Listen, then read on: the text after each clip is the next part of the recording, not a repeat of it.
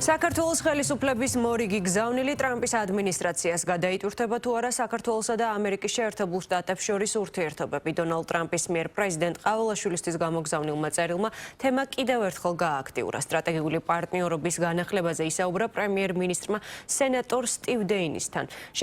შეხვედრაზეც ირაკლი კობახიძემ შტატებს ურთიერთობების სუფთა ფურცლიდან დაწყება ახალი გზამკვლევით შესთავაზა.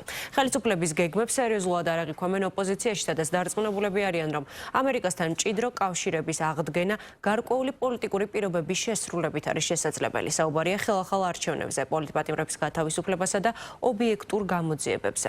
რა შეიცვლება რეალურად ორი ქვეყნის ურთიერთობებში და როგორი იქნება მხარეთა მომდევნო ნაბიჯები? ლიზი ჩიმჩიურის რეპორტაჟი. ჩვენ გვქონდა შეხვედრა, რომელიც თავისი არსით განსხვავდებოდა იმ შეხვედრებისგან, რომლებიც ჩვენ გვახსოვს წარსულიდან. ასე აფასებს საქართველოს პრემიერ-მინისტრი შეხვედრას, რომელიც მთავრობის კანცელარიაში შედგა. ირაკლი კობახიძე ადასტურებს, რომ საქართველოს ხელისუფლების შეთავაზება ამერიკის შეერთებული შტატებისა და საქართველოს ურთიერთობების გადატვირთვისთვის კონკრეტული გზამკვლევის შედგენის თაობაზე კვლავ ძალაში რჩება.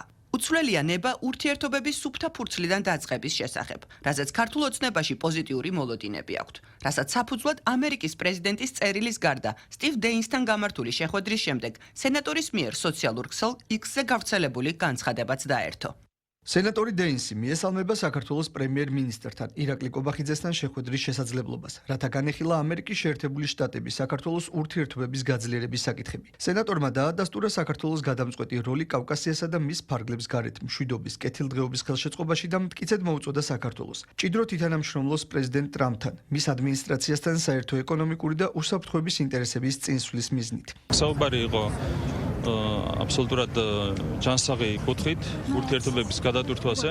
ჩვენ კიდევ ერთხელ დავაფიქსირეთ ჩვენი პოზიცია მასთან დაკავშირებით, რომ საქართველოს ხელისუფლება არის სრულიად ღია კონსულტაციებისთვის და უფრო მეტიც. ჩვენ ღიად ვაცხადებთ, საჯაროდ ვაცხადებთ, რომ გსურს სტრატეგიული პარტნიორობის განახლება სუფთა ფურცლიდან კონკრეტული გზამკვლევით. სენატორისა და ხელისუფლების წარმომადგენლების შეხვედრასთან დაკავშირებით კომენტარს აკეთებს საქართველოს პრეზიდენტი და მას წინ გადადგმულ ნაბიჯს უწოდებს.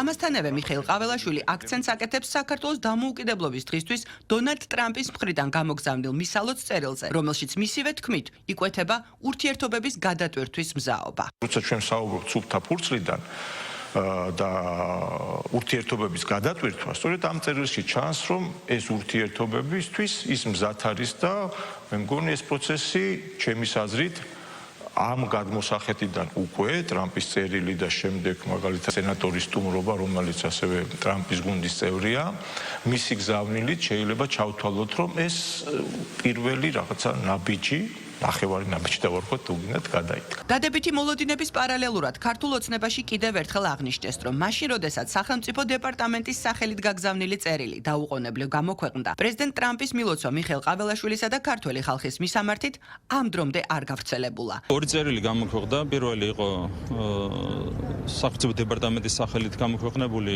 წერილი და ჩვენი აღქმით ეს წერილი ემსახურებოდა ერთადერთ რამეს 26 მაისის ოპოზიციის აქციის რაღაცნაირად გააქტიურება. მოგვიანებით გამოქვეყნდა პრეზიდენტ ტრამპის მისალოცი წერილი, რომელიც გამოიგზავნა პრეზიდენტ ყაველაშვილის მიმართ. ხედავთ თქვენ, რომ ამერიკის საელჩო საქართველოში დღემდე უკვე მეოთხე დღეა თუ არ ვსებით, დღემდე არ გამოუქვეყნებია თავის საიტზე პრეზიდენტ ტრამპის წერილი. ყველაფერი არის გასაგები, როგორც თავად ეტყოდნენ ხოლმე. ხელახალი არჩევნების ჩატარება, პოლიტპატიმრების გათავისუფლება და სისხლის სამართლის დანაშაულების გამოძიება. ხელისუფლების ოპონენტები ქართულ ოცნებას კვლავ ამ სამი პირობის შესრულებაზე მიუთითებენ. წინააღმდეგ შემთხვევაში ამერიკის შეერთებულ შტატებთან ურთიერთობების გადატვირთვასა და გაუმჯობესებაზე საუბარს გამორიცხავენ. ოპოზიციაში მართველი გუნდის კრიტიკის პარალელურად კვლავ ხაზს უსვამენ ამერიკის მხრიდან ქართველი ხალხის მხარდაჭერას.